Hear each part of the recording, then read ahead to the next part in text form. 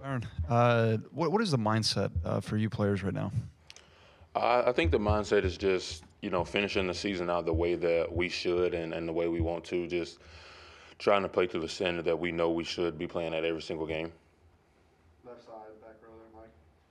Will mentioned after the game that he didn't think the defense was fully locked into the play calling. Just how much of that did you see, and what do you think that can do to get better? I saw a little bit of it. I think that just getting better. I think it's more of a focus thing that we got to pay attention during the week, maybe in meetings, maybe at practice, during the walkthrough, before the game. I think that plays a part in all of it. All the way to the back here.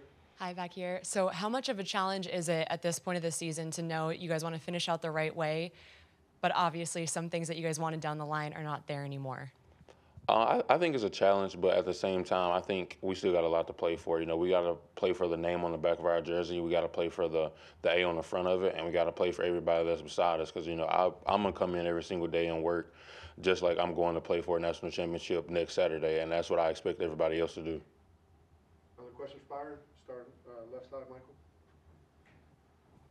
There were a couple of times you guys took the lead in the fourth quarter, and you guys had a chance to make a stop on defense, and they scored. What's that mindset in that moment when you can, one defensive stop can put away a game? I think the mindset is just, like you said, just to put away the game, and I think it was a lot of mistakes that we made that maybe let them extend drives, whether it was mental errors, whether it was people just not being lined up in the right place, people not getting the call. Sometimes, we had a lot of missed tackles in the game, so just basic fundamental things that we got to correct going forward in the future. Stay on the left side, Katie. Byron, Will also said after the game that it's not an effort issue with the defense, but more mental. Just how much is that something that the coaches can help with, and how much is it personal accountability for each guy being mentally tough?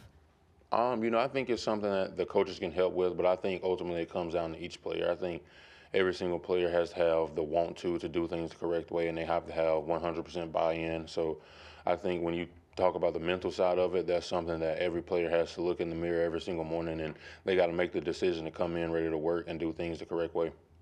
The right side, Charlie. Kind of piggybacking off of that, how important is it as an older guy to get the young guys to kind of buy into that same mindset? It's really important. That's something that I've been trying to do since the beginning of the season, since last year, and we've seen some buy-in, but I think that we got to see even more going forward. Let's do a couple more questions, Byron. Let's start on the left here, Michael. After the Tennessee game, Tennessee lost, there was a lot of talk about the leadership bringing people together and having that big moment to refocus. After this loss, how does that response for you guys? I think it's going to have to be the same thing. I think, you got a lot of people that might be questioning what we're playing for, might be questioning, a lot of different things around why we're still doing what we're doing. But I think at the end of the day, we got to get across to some of the guys that might not understand that, like I said, we're playing for the people beside us, the name on the back of our jersey, and the A on the front. So we still have a standard that we got to uphold. So, we just got to get it across that we still got something to play for. Anything else, Byron? Okay, last question, Carrie, all the way in the back. So my last thing is obviously social media is so hard to ignore, and it's so much a part of our world. How do you as a player personally ignore that, especially after tough losses and at this point of the season with everyone just making all the noise? I really ignore whether it's good or bad. I don't let anybody get in my head. I don't let anything get under my skin.